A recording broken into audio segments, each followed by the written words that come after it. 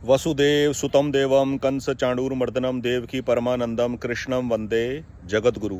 जय Shri Krishna. Dear friends, welcome. इस video में हम चर्चा करने वाले हैं पितृदोष क्या होता है, पितृदोष किसको लगता है और क्या इसका निवारण किया जा सकता है। जीवन में खूब धन संपत्ति होने के बावजूद भी, जीवन के हर सुख सुविधा होने के बावजूद भी किसी विशेष कार्य को लेकर अड़चन फेस करना, लाइफ के अंदर अशांति होना, डिससेटिस्फैक्शन होना, फ्रस्ट्रेशन होना, ये पितृदोष होने के इंडिकेशन है। पितृदोष मुझे लगा है कि नहीं लगा, इसकी पुष्टि आदमी खुद स्वयं कर सकता है, किसी ज्योतिषी से पूछने की ज़रूरत नहीं है। यदि आपके मन के अंदर ये भाव पैदा होता है कि कहीं मुझे कोई पितृदोष तो नहीं है, तो निश्चित मानिए पितृदोष से वो व्यक्ति पीड़ित है। और यदि आदमी के अंदर ये पूरा डिटर्मिनेशन है, पूरा संकल्पबद्ध वो है, नहीं मुझे पितृदोष नहीं लग सकता, क्योंकि आदमी को अपने किए हुए कर्मों का पूरा रिकॉर्ड खुद पता होता है। वो उसके मन मस्तिष्क में वो बातें बैठी हुई होती है कि उसने किस प्रकार की डीलिंग किसी के साथ की है। इसलिए यदि सब कुछ जीवन में होते हुए भी, सुख सुविधा संपन्न जीवन होते हुए भी, किसी विशेष कार्य के अंदर कोई अड़चन है, डिससेटिस्फैक्शन है, फ्रस्ट्रेशन है, तो पितृदोष के ये लक्षण हो सकते हैं। पितृदोष कोई भी ग्रह पैदा नहीं करता। जन्म कुंडली के अंदर कोई ग्रह की स्थिति ये बेशक ये बताएगी, लेकिन वो ग्रह पितृदोष पैदा नहीं कर रहा। पितृदोष हमारे खुद के कर्म से पैदा होता है। बड़ा सिंपल इसका लॉजिक है, बड़ा सिंपल इसका कर्म सिद्धांत है। ईश्वर के विधान के तहत हमारा जन्म हुआ। जिस भी माता पिता के यहाँ हमारा जन्म होना था, भगवान ने ईश्वरी विधान के तहत हमारा जन्म कर दिया। अब हमारा उनके प्रति कोई रिस्पॉन्सिबिलिटी भी है। हमने अपने जीवन के अंदर यदि अपनी रिस्पॉन्सिबिलिटी अपने माता पिता के समक्ष सही तरीके से नहीं निभाई, तो इसके साक्षी हम खुद हैं। इसकी जजमेंट किसी कोर्ट में करने की ज़रूरत नहीं है, ना किसी ज्योतिषी से पूछने की ज़रूरत है। मैं भली भांति जानता हूँ अपने जीवन में मेरे माता पिता ने मेरे लिए क्या किया, मेरे माता पिता ने मेरे जीवन में मेरे लिए क्या कुछ किया, और बदले में मैंने अपने जीवन में उनके रहते रहते किस तरीके से उनके साथ डीलिंग करी। ये बिल्कुल स्पष्ट है। लोग पितृदोष के निवारण के लिए हरिद्वार जाते हैं, वहाँ अपने पूर्वजों का रिकॉर्ड निकलवाते हैं, फिर तरह तरह के उपाय करते हैं। इन चक्करों में ना जाने कितना कीमती समय जाया करते हैं, पैसा अलग बर्बाद करते हैं, लेकिन फिर भी असली लाभ उनको पहुंचता नहीं है। गया जाके पिंडदान तर्पण करते हैं। बेशक ये सभी रीति रिवाज करने चाहिए, इसमें कोई आपत्ति नहीं है, ये हमारी संस्कृति का हिस्सा है।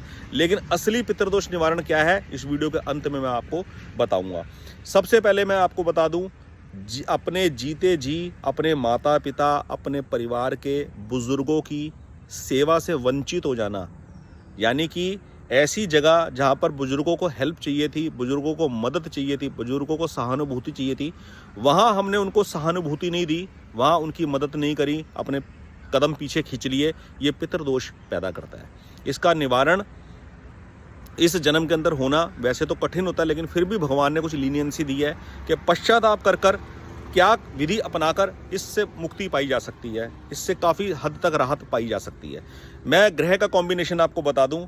जन्म कुंडली के अंदर यदि 9वें भाव के अंदर राहु केतु एक्सिस लगे, 9वां भाव है प्रारब्ध का, भाग्य का, पिता का। 9वें भाव में यदि राहु केतु एक्सिस लगे, यानी कि या तो 9वें भाव में राहु बैठे हों या 9वें भाव में केतु बैठे हों, तो ठीक उसके सामने तीसरे भाव में दूसरे ग्रह की पोजीशन होगी। यानी कि राहु तीसरे में है तो केतु 9वें में है, या राहु 9वें में है तो केतु तीसरे में है। ये राहु केतु एक्सिस भाग्य भाव में लगने को कहा जाता है।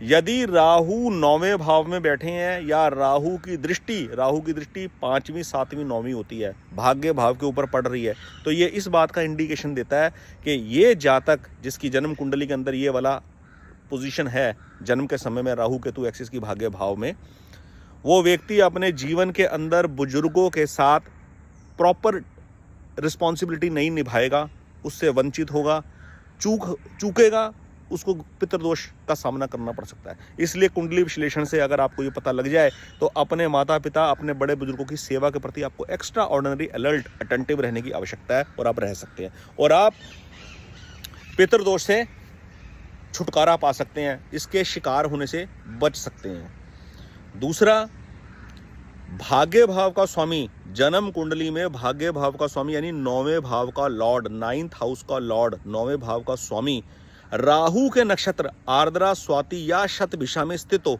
जन्म के समय पर, तो भी इस बात का इंडिकेशन है ये जातक अपने जीवन में बड़े बुजुर्गों की सेवा से वंचित रह जाएगा, कर नहीं पाएगा, चाहे due to any cause, due to any reason, चाहे उसका रीजन कुछ भी हो, वो माता पिता की सेवा से, बड़े बुजुर्गों की सेवा से वंचित रह जाएगा। तो जन्म कुंडली का क्या कॉम्बिनेशन मैंने आपको बताया, 9वें भाव में राहु बैठे हों या 9वें भाव को राहु अपनी दृष्टिपात से प्रभावित कर रहे हो। राहु की दृष्टि होती है 5वीं, 7वीं, 9वीं दृष्टि से भाग्य भाव को वो देख रहे हो या भाग्य भाव में बैठे हो, या भाग्य भाव का स्वामी, भाग्य भाव का लॉर्ड राहु के नक्षत्रों में स्थित हो, आर्द्रा में या स्वाति में या शतभिषा में, ये कॉम्बिनेशन बनता है जन्म कुंडली के हिसाब से। अब बात करते हैं पितृदोष के निवारण की। पितृदोष का निवारण कैसे किया जा सकता है?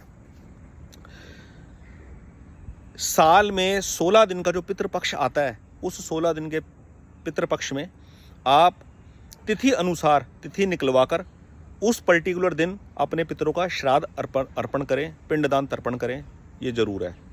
अगर एक बार आपकी गया जाने की इच्छा है, गया जाकर पिंडदान तर्पण करने की है, तो वो कार्य भी आप कर सकते हैं, कोई उसके अंदर बुराई नहीं है, बहुत अच्छी बात है। और गया जाकर आने के बाद भी आपको पिंडदान हर साल करना ही चाहिए। दूसरी बात, रोज सुबह स्नान के बाद एक लोटा तांबे के लोटे में एक जल भरकर, तांबे के लोटे में ताज़ा जल भरकर उसमें थोड़े से चावल डालकर, लाल फूल डालकर, कुमकुम डालकर सूर्य नारायण भगवान को अर्घ दें। जल की गिरती हुई धार में से सूर्य नारायण भगवान के दर्शन करें और हाथ जोड़ के विनम्र प्रार्थना करें, हे सूर्य नारायण भगवान, ये एक लोटा जल आप स्वीकार करें और हमारे कुल के सभी पितरों को सदगति प्रदान करें।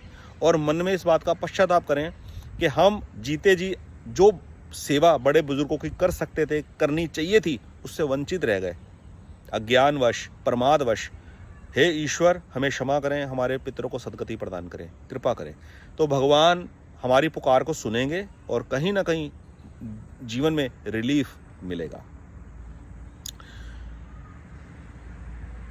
गरीबों की सेवा करें और अन्न का, वस्त्र का दान करें अमावस्या को, पितरों का स्मरण कर कर, पितरों के नाम पर। और सबसे इम्पॉर्टेंट, यदि हो सके तो अमावस्या को और पूर्णिमा को, और यदि कर सको तो रोजाना श्रीमद् भगवद गीता के 8वें अध्याय का पाठ करें और उसका फल अपने पितरों को समर्पित करें कि भगवान, ये जो पाठ हमने किया, आप कृपा करें, हमारे कुल के पितरों को सदगति प्रदान हो, उनका उद्धार हो, वैकुंठ में उनका वास प्राप्त हो, उनको प्रदान हो।